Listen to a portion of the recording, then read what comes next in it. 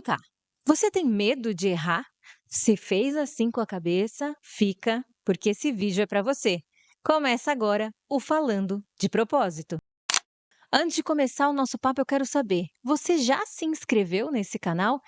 Porque você vem aqui, assiste os vídeos, se interessa, mas se inscrever que é bom, nada, né? Então, para de drama, para de doce, se inscreve logo e vamos aproximar essa relação, você e eu e você. Eu quero, você quer? Se inscreve logo e aproveita para já compartilhar esse vídeo com aquela sua amiga 30 a mais, com quem você passa debatendo e fazendo terapia no WhatsApp, porque esse vídeo vai te ajudar demais. Essa semana eu tive uma grande oportunidade de assistir uma aula de educação parental com a Thelma Abraão.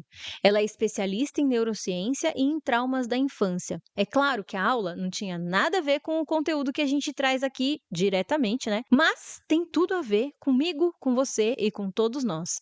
A Thelma disse uma coisa que é muito real e muito interessante também. Ela disse que nem todos nós temos filhos, mas todos nós tivemos infância. E a infância é a época da vida que dura para sempre. Você sabe por quê? Porque tudo aquilo que a gente viveu na infância serviu para constituir os nossos padrões de comportamento.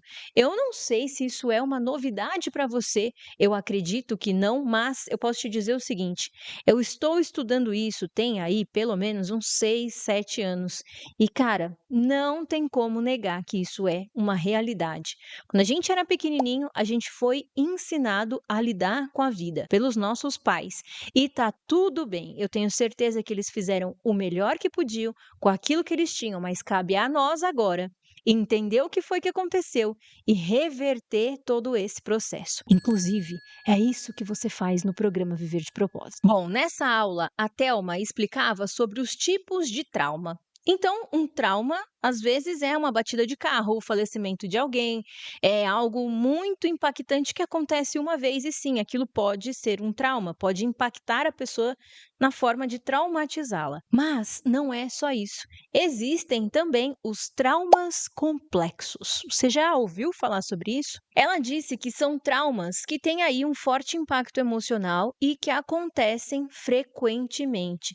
São aquelas falas, aquelas marteladas que a gente recebeu ao longo de toda a nossa infância e que foram carimbando ali em nós um comportamento, uma crença, um medo.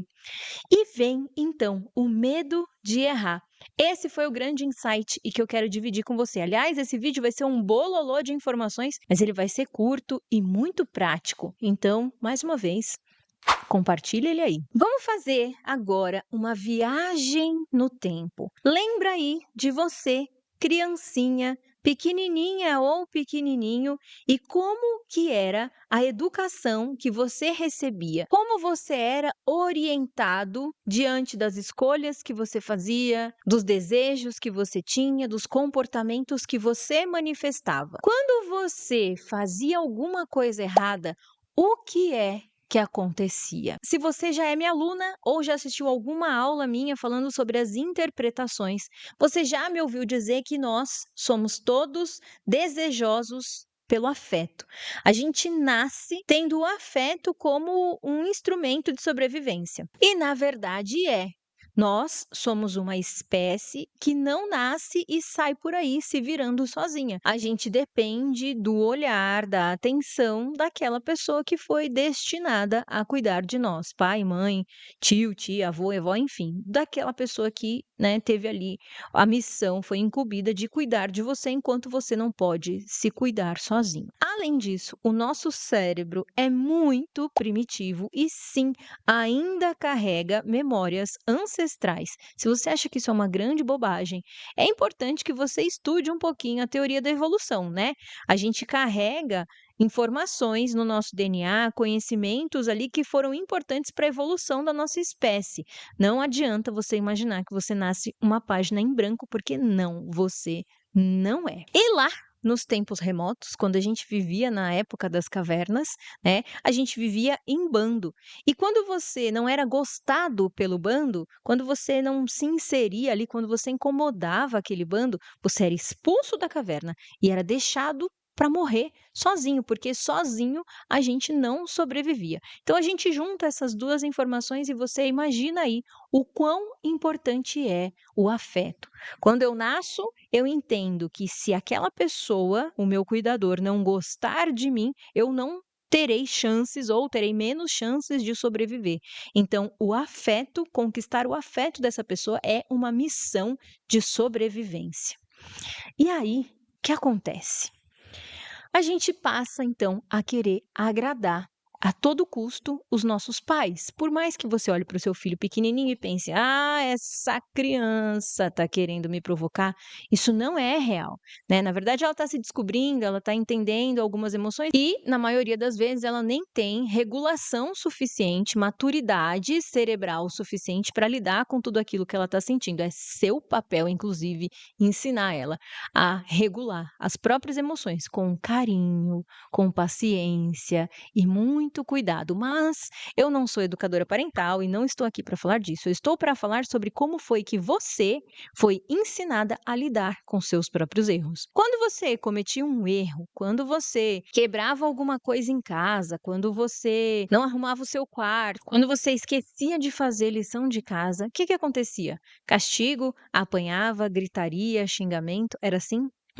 Encontramos então a origem deste medo terrível de errar, porque ao longo da sua vida, toda vez que você errava, você era punida, punido, e isso criou um padrão de comportamento em você, em mim, e eu acredito que na maioria de todos nós. Então vamos mostrar como que isso funciona na prática. Conhece essa pastinha aqui? A famosa pasta sanfonada que tem várias abinhas e que a gente coloca aqui cada divisória, uma classificação? Pois é. O seu cérebro funciona mais ou menos assim. Quando você decide fazer qualquer coisa na sua vida, o primeiro movimento cerebral que você tem é abrir esta pasta e buscar referência.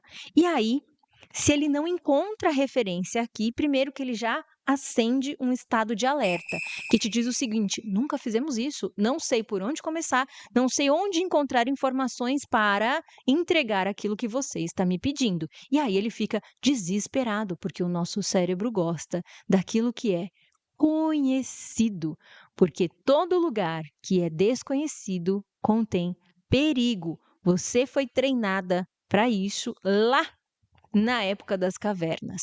Se você não entende disso, se você não acredita nisso, assista Os Croods. É um filme que fala muito sobre lidar com o novo. É um filme de criança, óbvio, mas que sempre tem uma lição para nós adultos. Então, primeira questão é essa, a falta de referência. E aí acende esse alerta, né? O desconhecido não é bom, não sabemos fazer isso. Melhor ficar onde estamos. Depois, pode ser que você tenha referências negativas. E aí é que vem as nossas lembranças infantis. Como é que você foi tratada toda vez que você errava? E aí você vai buscar a pastinha aqui do "e se der errado" e você encontra uma série de erros que você cometeu. Muitas vezes, ações violentas de correção. Ações violentas emocionalmente. Às vezes, sua mãe ou seu pai tinha mania de te ignorar, parar de falar com você, sabe aquele silêncio? Fingir que você não existe, isso é apavorante, né? É uma tortura, inclusive. Ou você era xingado, diminuído, você era acusado de várias coisas, gritos, violência física, você podia apanhar, ficar de castigo, né, perder ali o acesso a coisas que você gostava, enfim. E aí o seu cérebro encontra essas informações e ele te faz voltar assim, ó, em questão de segundos nessas sensações. Pode ser que a memória não volte, mas a sensação ela está presente no seu corpo. A gente tem uma memória física emocional, né? É só você pensar aqui se você nunca sentiu um cheiro que te fez teletransportar lá para casa da sua avó, para uma viagem, para alguém que você gosta ou gostava muito. Então, sim, a gente tem, essas memórias instaladas em nós, e é daí que vem esse medo absurdo de errar. Mas eu posso te contar um segredo? Ninguém vai te pôr de castigo agora. Ninguém vai te bater. Pode ser que as pessoas te critiquem, é verdade, mas você não depende mais do afeto delas para sobreviver. E eu não estou dizendo aqui que afeto não é importante, tá? Todos nós somos meio carentes e é importante o convívio, essa sensação de pertencimento, super é. Mas você também tem que aprender a buscar a sua turma, aquela galera que torce por você. Só que antes de você encontrar essa galera, você tem que aprender a fazer isso por você mesmo.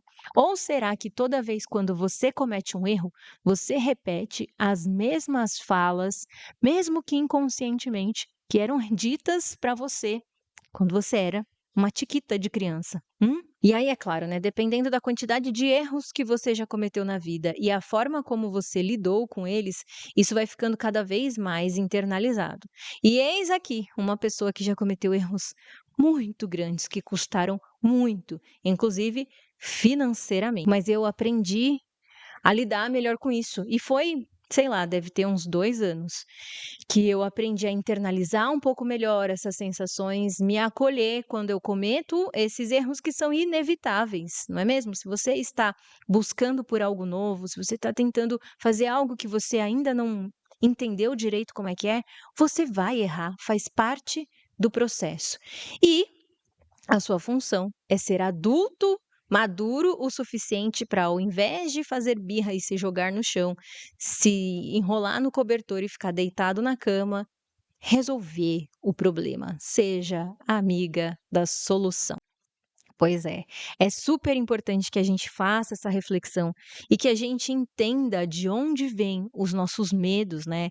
É importantíssimo para nossa evolução pessoal que a gente busque a origem dos nossos comportamentos, as raízes das nossas crenças, porque muitas vezes nós estamos hoje usando interpretações que foram feitas quando a gente tinha 2, 3, 4, 5, 6, 7 anos e que não fazem mais sentido agora, porque a gente tem uma outra constituição familiar, uma outra constituição de vida, uma outra realidade. Naquele momento, você interpretou essas coisas com os recursos emocionais e psicológicos que você tinha. Não faz mais sentido você, aos 30 e poucos, 40 e poucos anos, continuar usando esses mesmos recursos para interpretar as situações novas da sua vida, não é mesmo? Por isso, babies, que o autoconhecimento é uma ferramenta tão importante, mas também não adianta nada você ficar ali se investigando e não tomar atitudes, não é? Por isso eu trouxe 3 perguntas que você pode se fazer toda vez que o medo bater forte por aí. A primeira pergunta eu aprendi com a maravilhosa da Paula Abreu, que é: o que de pior pode acontecer? Inclusive, essa pergunta também está num processo bem bacana de investigação, de autoinvestigação, da Byron Katie, que chama O Trabalho, The Work. Eu vou deixar aqui, inclusive, o link do site, se você quiser fazer essa investigação mais profunda. Eu não sei se a Paula aprendeu com ela, se ela aprendeu com a Paula, enfim, não importa. O importante é que a pergunta é: se eu fizer e der errado, o que de pior pode acontecer? Essa também é uma ferramenta de gestão de projetos, sabia? Quando a gente estava ali planejando projetos, a gente precisa investigar o caminho crítico, né? A gente precisa mitigar os riscos. Nossa, agora eu fui muito gerente de projetos. Essa fala é muito tecniquez. Mas tá bom. Mitigar significa aliviar, diminuir as possibilidades de erro. Então, identificando o pior cenário possível, às vezes esse pior cenário nem é tão ruim assim. E aí, quando a gente não para imaginar a pior coisa que pode acontecer, a gente deixa o nosso cérebro reviver aquelas sensações infantis que naquele momento realmente eram terríveis, né? Violência física, violência emocional, claro, é terrível, né? Para você, criança, lidar com aquilo sem recursos, enfim. Mas hoje, se alguém te xingar, será que vai ser tão ruim assim? Se alguém apontar, será que vai ser tão final do mundo assim para você? Provavelmente não. Então, ter essa noção, né? Dar para o seu cérebro a visão do pior cenário possível. E essa conversa interna é extremamente importante para dar uma acalmada nos seus pensamentos. Porque quando você não tem para onde olhar, ele pode imaginar de tudo. Quando na verdade não vai aparecer um fantasma, um zumbi, ninguém vai engolir ou comer o seu cérebro. Então, pensando nesse pior cenário, a segunda pergunta é: quais são as chances reais desse pior cenário acontecer?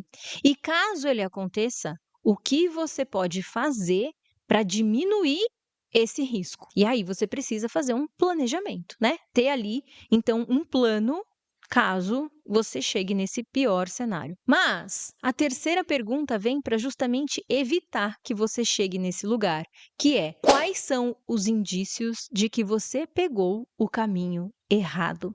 Sabe quando a gente define um lugar para chegar, coloca ali no Waze e ele começa a colocar a gente num lugar meio esquisito? A gente não dá uma parada e olhada e fala: gente, será que eu coloquei o lugar certo aqui, né, no roteiro? Porque você tem ali basicamente uma noção do caminho que você vai percorrer. E quando você começa a perceber que algumas coisas não fazem muito sentido, é hora de você parar e ver se você, primeiro, colocou o lugar correto, né, o destino correto, ou recalcular a rota. E muitas vezes a gente só vai, né? Nem pensa. O que é que vai me indicar que eu estou no lugar errado, que eu estou pegando o caminho errado? Assim também como é legal que você defina ali o que é que vai indicar que você está tomando o caminho certo. Mas não é o tema deste vídeo, não é mesmo? Então vamos recapitular o que a gente viu aqui nesse vídeo? Primeiro, a forma como você lida com o seu medo de errar está diretamente ligado à forma como você foi ensinada a lidar com seus erros na infância. Segundo, é muito importante que você entenda quais são as suas referências, né? Quais são os alimentos ali, o conteúdo das pastinhas dentro da sua cabeça para poder lidar com esse medo, para entender e internalizar ele ali. E, principalmente, melhorar essa comunicação interna, a forma como você acolhe os seus próprios erros. Toda vez que você sentir esse medinho, pensa bem, respira fundo e se faça 3 perguntas importantes. Primeiro, o que de pior pode acontecer? Segundo, qual é a chance real desse pior acontecer e o que você pode fazer para diminuir o impacto desse cenário? E terceiro, quando você estiver realizando o que você quer realizar, quais são os indícios que você vai perceber durante o caminho que está pegando a rota errada? Corrija o quanto antes. E por fim, é claro, quando estiver diante de um erro, lide com ele, seja amiga da solução, não fique ali se justificando ou, por favor, não vá dormir na pia, não perca seu tempo sofrendo com isso. Vá logo para a solução, entenda onde foi que você errou, corrija e continue o movimento. Eu espero que você tenha gostado desse vídeo. Mais uma vez, não esquece de se inscrever nesse canal e deixa aqui um comentário se esse vídeo foi útil para você, se fez sentido e se você está gostando, né, dos papos que a gente vem batendo aqui toda sexta. Um bom final de semana. Eu te vejo na próxima sexta. Até mais. Tchau, tchau.